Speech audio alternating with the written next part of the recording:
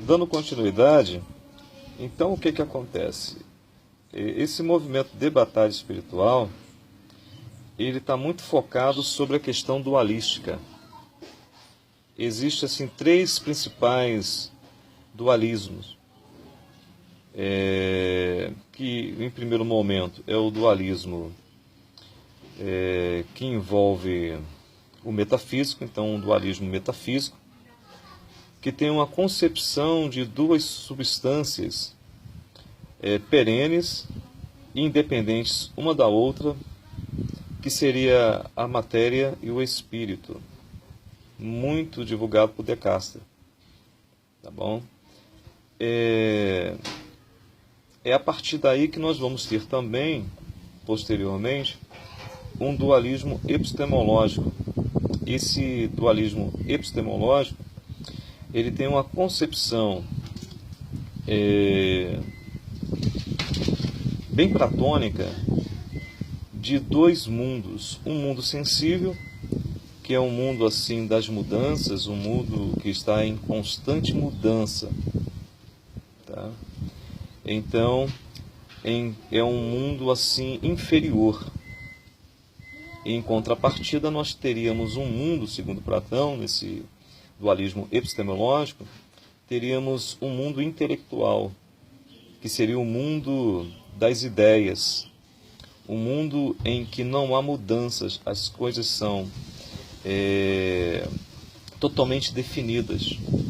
Seria um mundo perfeito, um mundo em que está o preroma, um mundo espiritual.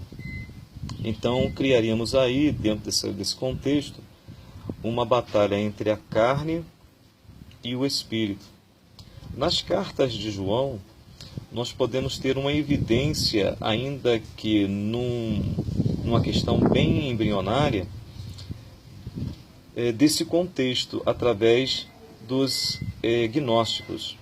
Gnose, que significa conhecimento, era exatamente a base desse grupo gnóstico, que vai mesmo estar bem estruturado apenas no século II, trazendo assim talvez as maiores dificuldades heréticas para a igreja do segundo século e terceiro século, ao lado do montanismo. Então, o movimento de batalha espiritual, ele foca muito essa questão da luta entre a carne e o espírito. No gnosticismo, por exemplo, e presente esse espírito gnóstico nas cartas de João, nós podemos ver que haviam mestres ali dentro da igreja ensinando que Cristo, ele nunca havia encarnado, porque sendo Cristo Deus, ele é espírito, então ele é bom. Então não poderia ter encarnado, porque a matéria, o corpo é mau. O invólucro da alma seria o quê? Aquilo que guarda, aprisiona a alma. Então esse invólucro seria perverso, que seria, no caso, a carne. E com isso, o dualismo epistemológico, ele acaba abastecendo de alguma forma o dualismo religioso, praticado pelas religiões de mistérios, por exemplo, no período greco-romano, e que pode ser presenciado no primeiro século esse em que Jesus viveu aqui entre nós como homem, e também os seus discípulos, os seus apóstolos mais chegados. Tá? Aliás, seus discípulos mais chegados, seus apóstolos. E com isso, o movimento de batalha espiritual promove então essa batalha do espírito contra a carne, e que, sendo assim, tudo que circunda o ser humano, inclusive o regenerado, aquele que recebeu o eterno, recebeu Cristo, ele vive numa constante batalha espiritual. Essas religiões de mistério que eu citei alegavam isso, que o homem estava envolvido nesse tipo de batalha, tá? Uma batalha eterna, ou seja, sempre houve o bem e o mal, e essas duas forças ficam duelando com a possibilidade, segundo eles, de uma vitória de um lado ou do outro. ou do outro, perdão. Quanto às religiões de mistério, posso citar aqui rapidamente o mitraísmo, oriundo da Pérsia, o culto a Ísis, que veio do Egito, o culto também a Dionísio, o deus do vinho, e outros mais. E hoje, o movimento de batalha espiritual, ele entende que tudo é o diabo. E a gente pode perceber isso até mesmo entre alguns irmãos da denominação em que faço parte, que compreende que tudo é o diabo. Em contrapartida, nós temos aqueles que são altamente racionais, né? Entende que tudo é algo na esfera natural. Tá? Então, o movimento de batalha espiritual, ele foca esse dualismo. Tá bom? Outra questão, agrega-se a esse movimento de batalha espiritual aquele movimento que falei há pouco para vocês no vídeo anterior, ou seja, o neopentecostalismo. Tá? Eles estão ali divididos em 3 principais alas, que é a autoridade espiritual, maldição hereditária e, podemos dizer, aí a cura interior, né, que está relacionado com a maldição hereditária, e a questão também da confissão positiva. Quanto a autoridades espirituais, esses líderes, eles compreendem que detêm uma áurea espiritual que os levam a estar acima de qualquer que seja o líder ou líderes de outras igrejas evangélicas protestantes, por exemplo, aqui no Brasil. São irmãos e irmãs que geralmente viajam constantemente para Israel, não tenho nada contra, gostaria até mesmo de poder também visitar, embora não seja o primeiro país que gostaria de ir, mas esses irmãos, eles trazem os seus apetrechos e dão a esses apetrechos, como por exemplo, água do Jordão, pedra lá daquelas regiões onde Jesus, quando aqui esteve como homem, passou aquelas estradas, shofar, kippah, talit e outras indumentárias do contexto judaico. Não tenho nada contra, gosto muito de judaísmo, mas gosto sempre de separar a sinagoga da igreja cristã. Então, esses indivíduos trazem esses apetrechos, colocam em suas igrejas e dão a esses apetrechos uma unção, uma espiritualidade, criando uma espécie de elo entre esses objetos sacralizados por eles em relação à pessoa do nosso Cristo. Fato totalmente irreal. Começam a tocar o shofar na igreja, manda tocar no shofar, manda tocar no altar, tocar na ponta do altar, a fim de que indivíduos recebam alguma coisa. E nós sabemos que tudo que podemos receber da parte do Eterno precisa vir da palavra do Senhor. Então esses irmãos se intitulam realmente grandes arautos, né? Profetas, se dizem profetas de ofício, alguns se intitulam até mesmo sacerdotes, né? E sabemos que hoje não há sacerdote na igreja. Há em Israel, embora não tenha tempo. Por exemplo, como eu consigo identificar um sacerdote em Israel? Pelo nome. Vamos supor aí José, filho de Jacó. Tá? Como que eu vou identificar esse indivíduo como um sacerdote em Israel nos dias de hoje? Assim, Yosef ben Yaakov Hakohen. Como eu vou identificar um levita? Porque eles trouxeram também esse movimento de batalha espiritual, esses neopentecostalistas, eles trouxeram também o quê? Essa ideia de levitas. Tá? Então todo mundo que canta hoje é um levita. Tá? Mas quem é levita? Na verdade não tem mais levita. Tá? Levita tem lá Israel, mas eles não, como não tem tempo, tá? Então não exercem a função de levita. Como eu identifico um levita hoje? Vamos lá. José, filho de Jacó, como que seria um levita nesse contexto? Yosef ben Yaakov Halevé. Então assim eu identificaria um levita. Então não há levitas dentro do contexto da igreja. Tá? E se houvesse, precisaríamos entender que quem mais trabalhava no contexto do povo de Israel eram exatamente os levitas. Carregavam as mobílias para, por exemplo, no deserto montarem ali o tabernáculo, desmontavam, cuidavam de tudo, auxiliavam o sacerdote. No templo também não era muito diferente.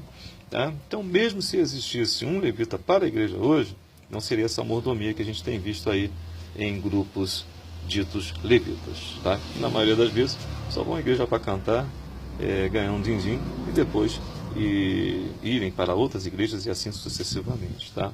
Então essas parafernálias são trazidas por esses irmãos, grupos neopentecostalistas e de movimento de batalha espiritual. Tá? Então qual é a nossa proposta? É exatamente sinalizar esses pontos, tá? E tentar brindarmos-nos quanto os ensinamentos ou supostos ensinamentos bíblicos trazidos por esse movimento de batalha espiritual, que na verdade são fontes, suas fontes são experiências. Tá? Se são verdades ou não essas experiências são outras questões que não nos cabe nesse momento tentar resolver. Até mesmo porque experiências são de ordem particular, cada um tem a sua como eterno. Mas com isso, volto a repetir, nos brindarmos contra esses ensinamentos dentro da nossa igreja. É muito melhor pregarmos o que a Bíblia diz do que experiências, porque experiências têm suas falhas ou podem ter seus erros. Agora, a Bíblia Sagrada, ela tem a sua confiabilidade, ela é inerrante, portanto, quanto à sua mensagem, ela não possui erros. É importante isso. Eu estou falando que, quanto à mensagem, no escrito, há erros, é claro, porque é um material que foi sendo escrito à mão e depois sendo reescrito pelos escribas. Então, alguns erros de ordem gramática naturalmente acontecem, mas a sua mensagem, ela é perfeita. Quanto a isso, precisamos até citar,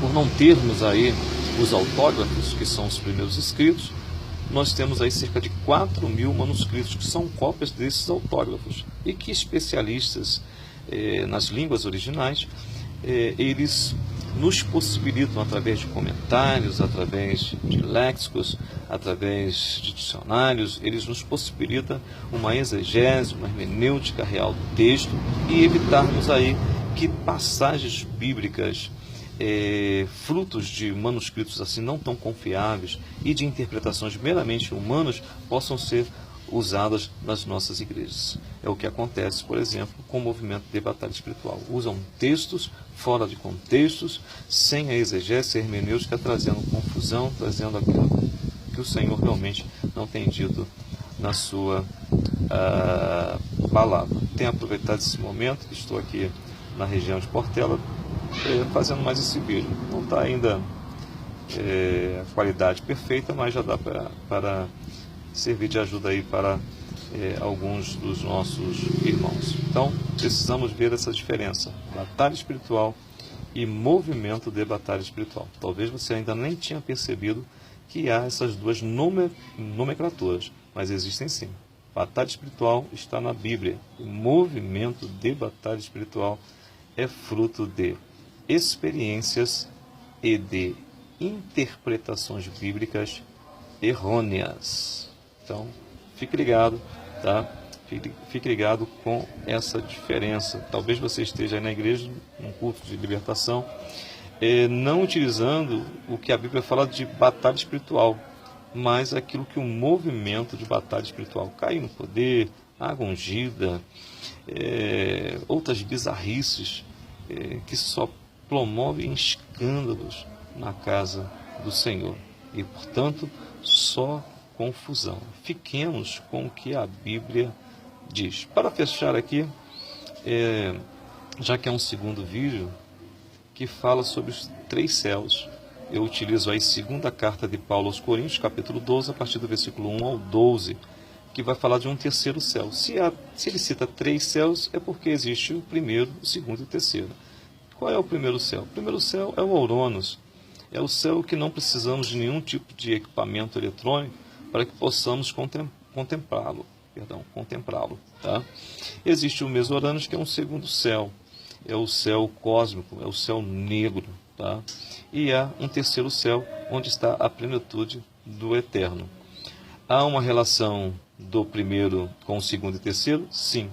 Podemos interferir? Sim, através de nossas orações. Quando a igreja do Senhor ora com compromisso, lá no segundo céu e no terceiro céu há uma repercussão contra essas orações realizadas aqui. E o segundo céu pode interferir com o primeiro? Sim. Batalhas espirituais acontecem entre anjos que caíram e anjos que se mantêm ao lado de Satanás, contra a igreja do Senhor. Nunca contra o eterno, sempre contra a igreja. Contra o eterno ele não tem nenhuma chance. Ele tem uma chance contra a igreja, tá? Quando não obedece à palavra do Senhor. Isso é importante, porque para o movimento de batalha espiritual e o neopentecostalismo, não importa como o sujeito ande, ele sempre pode determinar, baseando-se na confissão positiva, as suas vitórias. Não, a Bíblia diz que bênção, vitórias estão condicionadas à obediência dos fiéis, ou seja, daqueles que realmente desejam ter um compromisso com o Eterno. Outra coisa, o segundo céu pode interferir no terceiro? Claro que não. Não há essa possibilidade, porque o diabo não tem mais acesso ao terceiro céu. Houve um tempo em que ele esteve lá. Com a sua queda, ele pode ser percebido, inclusive no livro de Jó, no Mesorânios, onde ali haviam reuniões dos anjos do Senhor, chamados no texto de Jó como filhos de Deus, diante do grande Eterno. Shalom a todos e vamos aí dar continuidade com os nossos vídeos.